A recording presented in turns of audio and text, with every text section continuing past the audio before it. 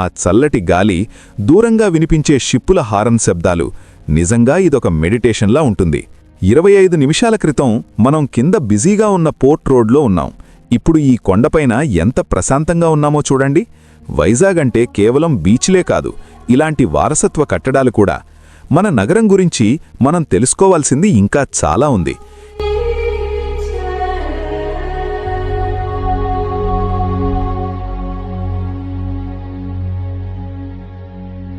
The glory